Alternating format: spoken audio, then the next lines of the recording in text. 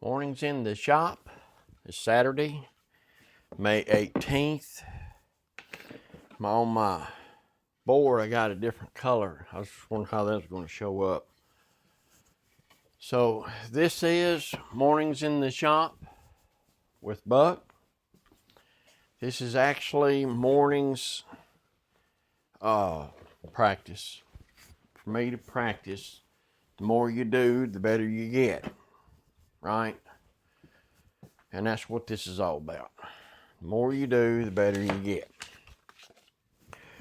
And I am working on a dry sink. I started filming last Monday. My wife fell and broke her leg. That's pretty all I've done. I've had a few minutes here and there to come down here like now. Not feeling it. Not feeling it. I love working in the shop. However, my wife's up there in rehab right now. I'm not really feeling it. I come down here, crap, I don't even know what day it is.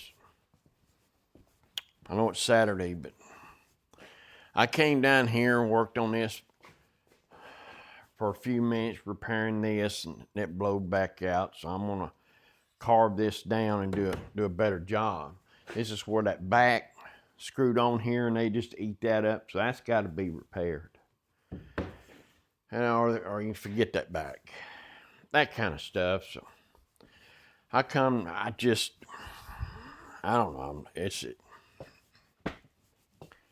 I don't know. I don't know. Just not feeling it. Started me another board, and that sucker done got heavy. I don't know if I'm gonna like that or not, but it'll stand up. That was one of the things I wanted. Using MDF and I don't know. Heavy. That other one, it's made out of plywood. Right now, it's I bet this is twice as heavy. If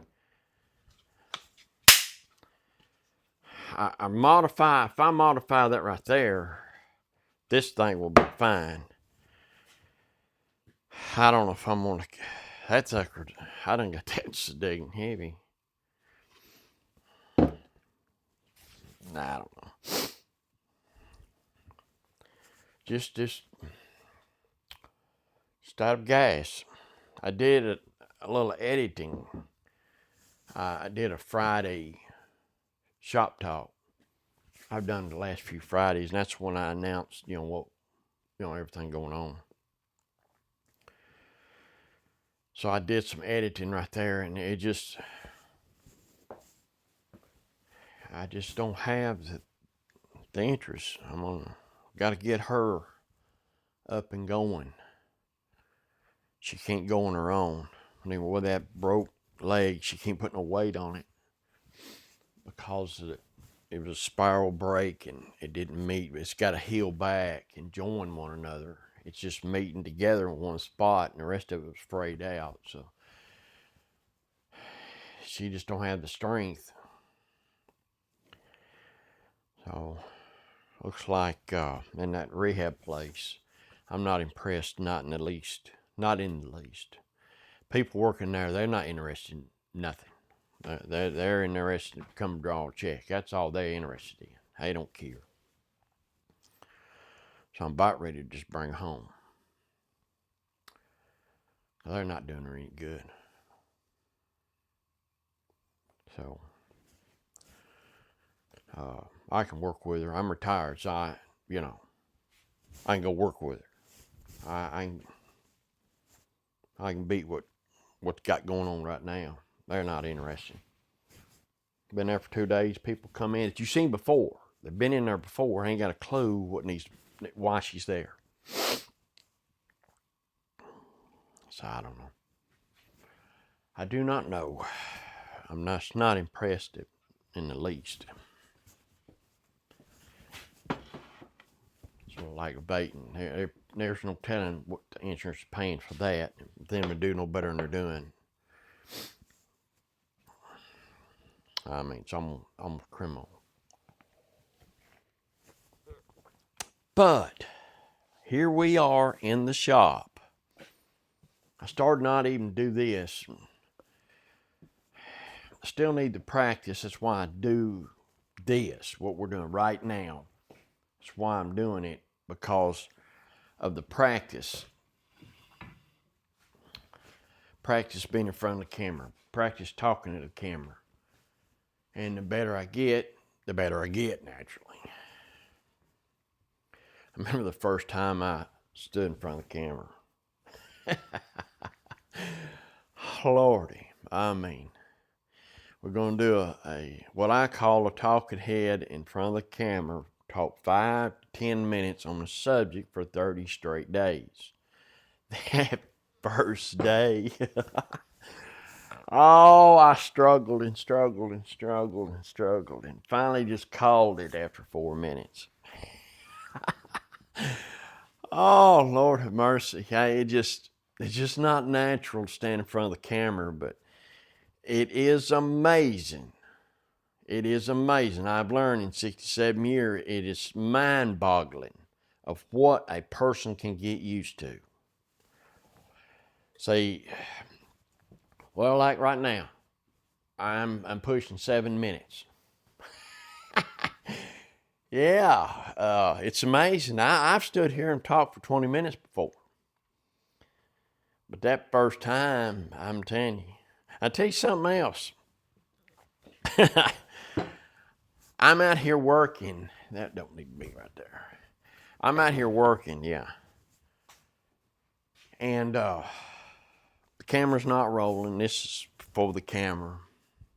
I catch myself talking to myself. You know, this needs to be done, and this is why I'm doing it, you know. But then when you fire the camera up, I don't say nothing. But I'm getting a little better at that. But one thing about hand tool woodworking, it's easier to do because the noise, the level is not there. For instance, these saws, that dust collection, you know, that really, it's loud. You can't, well, you can with it, but, you know. I got my headphones on, I mean, because I'm going to protect that hearing. If I'd have known years ago what I know today, I'd have stuffed cotton in anything in my ears.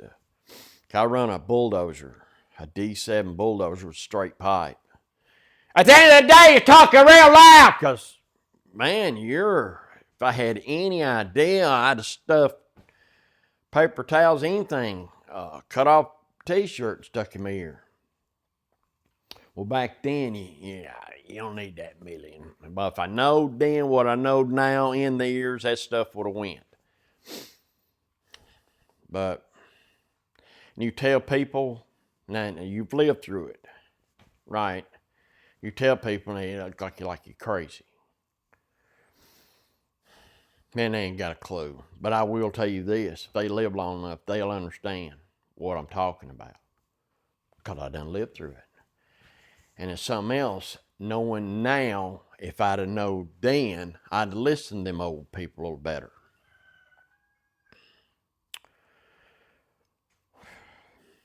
I don't know. Just human nature. You know, starts when you're 13? You know more than anybody? But when my son got about 25, he started calling me back. I wasn't so stupid. Yeah, he gets my advice today. He's 40. 42. No, crap. Man, he's 43-year-old. So, yeah. When you get about 25, someone said when they're a teenager, the brain gets sucked out. When they're about 25, it gets put back. I'll have to say, with my experiences, I can't deny that. That's about what happened to me. When I got 25, they started showing some sense, if you know what I mean. But here we are in the shop. I really wasn't going to do it. I'm not feeling it. I just want to be down there with her.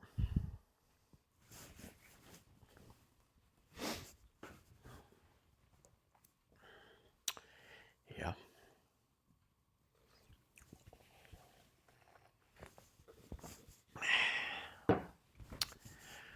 I spent, I don't know, last 12 years of my career working, getting this shop like I want it, and for the most part it is. Now, you can always be better, don't get me wrong, but I got where I can do about anything I want to do.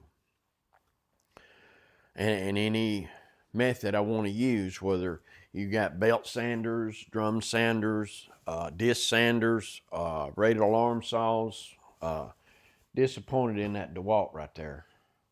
I've not had that long. But when I say that long, which is a relative term, back when I was growing up, if something didn't last 20 years, that generation, my grandfather's generation, if it didn't last 20 years, they didn't sell no more. But I can tell you, when I noticed things going the other way, where these big corporations started brainwashing and getting you thinking the wrong way, is in the 70s, they had a gas shortage. When I say gas shortage.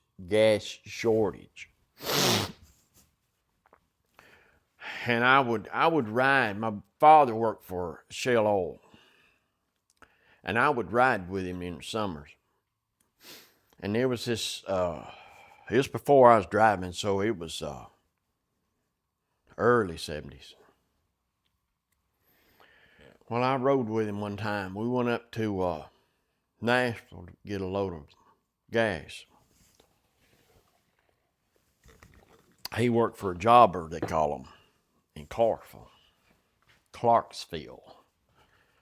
So he went to Nashville one time. It was about the 15th. I remember it was the 15th of the month, the middle of the month. And you know, a bunch of truck drivers,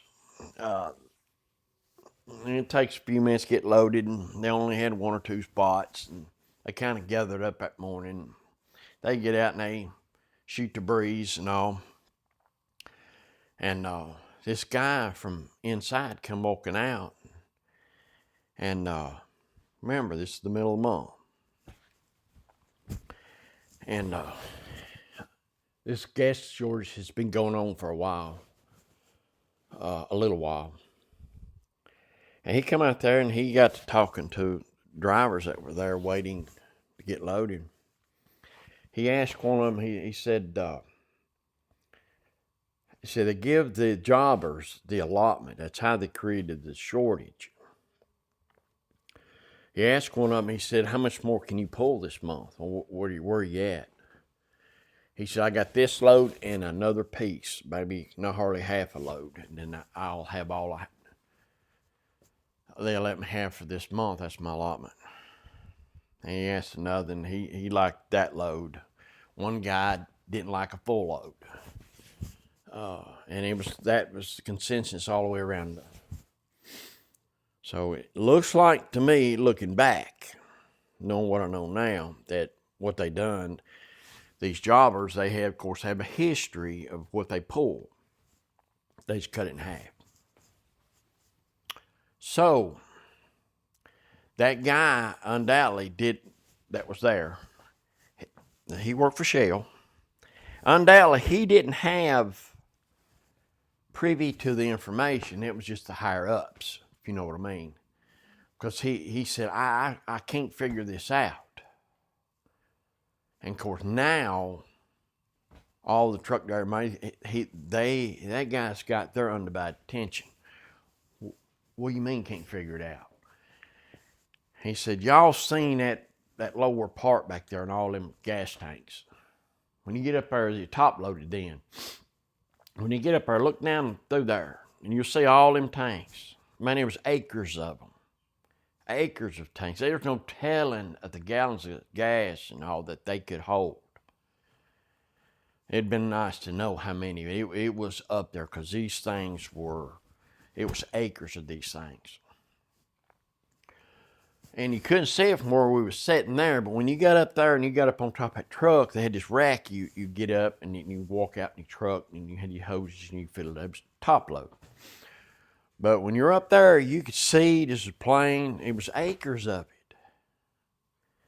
He said, every tank back there is full. Cannot put any more gas in it. And the river is completely full of barges. The traffic's blocked. There's so many barges out on the river that I have no place to unload them. Now you tell me if it was a gas shortage.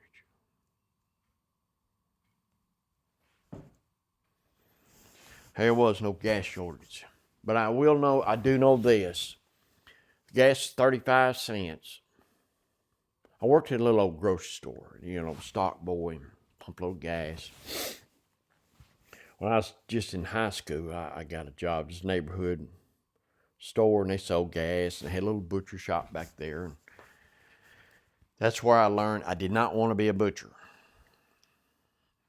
It's not that I couldn't do it. That is something I never didn't care anything about, because you had to stand there. And, but anyway, that's a different story. But gas 35 cents.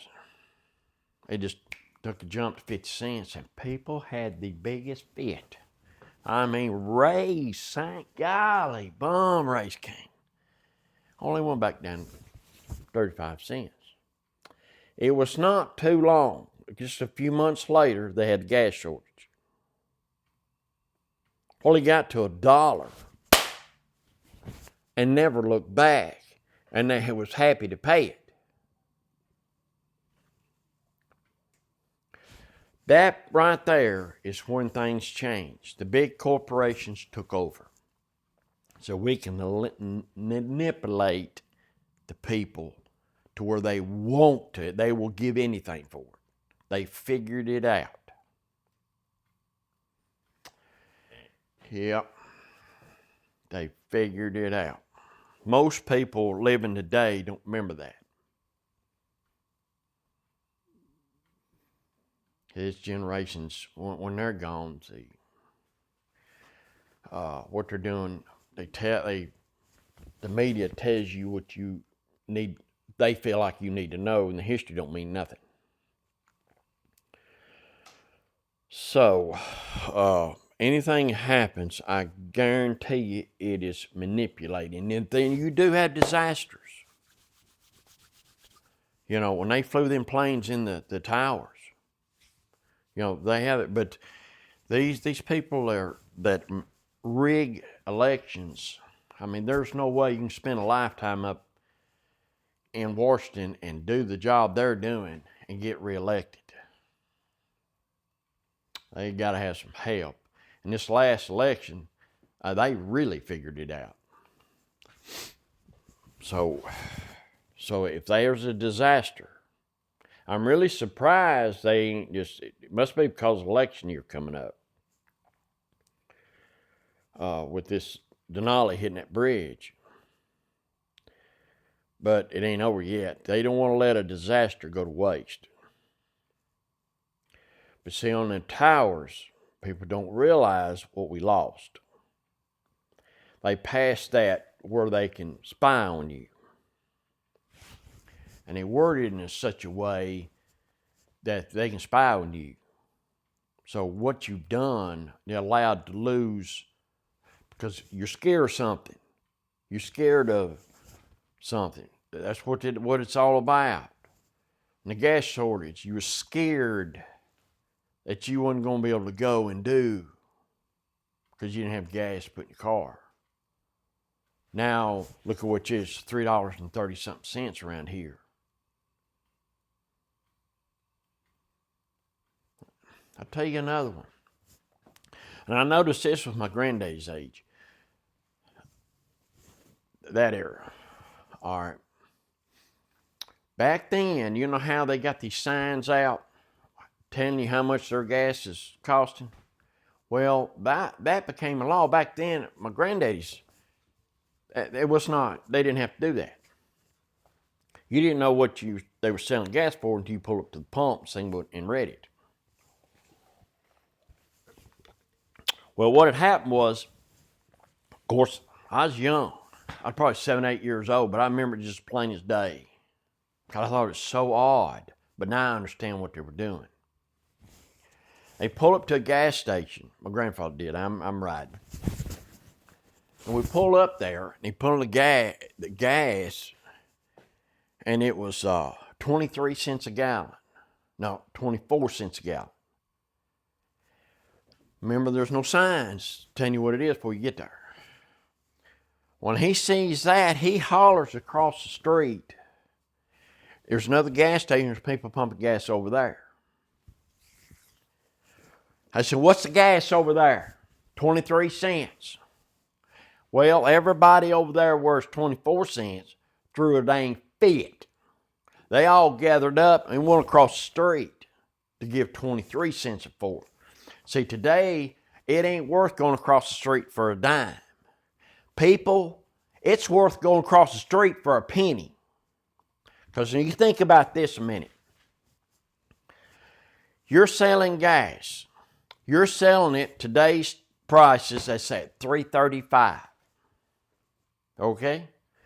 The guy across the street, it's a 5-lane highway. It takes trouble to get over there.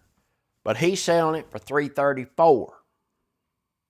Well, it ain't worth going over. I'll just give the penny. You ain't talking about, 20 cents. Fill up my gas tank. It ain't worth that. Yes, it is. And I'm going to tell you why. They're selling gas for $3.35. That guy's selling it for $3.34. He's got the same business that I've got at $3.34. What am I going to do? I'm going to go up to $3.35 or $3.36. Yes, sir. It's worth a penny to go over there, because if that guy at $3.35 was not selling any gas, he would go down. Think about this a minute. We did this to ourselves with the help of these big corporations. They get you wanting something, and they can price it any way they want, and they go, well, it's back ordered. It happens every day. They could keep it. You look at what Amazon doing, and FedEx and UPS with this ordering and get it the next day and stuff like this. It's mind-blowing. Everybody can do it if they wanted to. No, if you got to wait for it, they jack the price up and they'll pay it. But you've been desensitized or brainwashed or whatever you want to call it to the fact that, well, they can make billions of dollars. So what happened? When I was little, AT&T, they broke them up. Monopolizing. Well, crap, what you got going on now with Amazon, Walmart? Hey, they should have been broke up a long time ago. There's a reason for that. But see, the corporations have taken over. Talking about the big ones, they've taken over. So, and I tell you something else, and this is mind-boggling to me. And see, back in my grandfather's days, they didn't have to get together and talk about this. They knew what to do. They went through the Depression. They knew what to do. They're thinking that the corporation's out to get them anyway, and which they are. You see what happened? Well, the thing about it is, I don't know, I ought to quit. But I see it in front of me. And it's happening. And of course, it's too late now. They got you. They just cut you off and screw you. Because they're making trillions of dollars. Well, they don't need your money. When customer service goes away, they got too much business. Now, back in my grandfather's day, they didn't have to get together and says boycott them. They just, hey, it's like I said, there was a time where if your refrigerator didn't last 20 years, you didn't sell no more. Now they got these engineers that went to school, paid big money to get an education to design something where it would only last 5 years. I know that for a fact. They told me that. They let it slip, but they told me that. It's wide format copier. It was 5 years old and it was something all time. He said, you just buy a new one. I mean, they're designed to last 5 years. Oh, Lord mercy. Think about this. I've took up enough of your time. I think I got some pretty good practice in. Advertisement. I'm 26 minutes in this thing. So tomorrow I'm gonna talk about advertisement and what the people went through the Depression, what they thought about it. And if we think about it, things would be a little different. Of course, if we go back to the mindset of what they were when they come out of the Depression, this corporation be in trouble. All right, you need to support your mom and pops. Walmart come in and run them all out of business. Okay? But what got me was, this will give you the difference in the mindset. My grandfather's time, they wouldn't have set foot in a Walmart because they know what they was doing. They would have went out here and paid more money for the same thing at your mom and pop local business. Support their own community. That's what they would have done. But what I heard,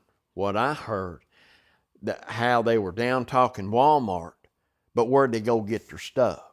Walmart. Yeah, so that's hypocrite right there. Okay, I am wound up pretty good, so let me calm down. And I will see you tomorrow, and I will talk about advertising for a few minutes. All right, we'll see you tomorrow.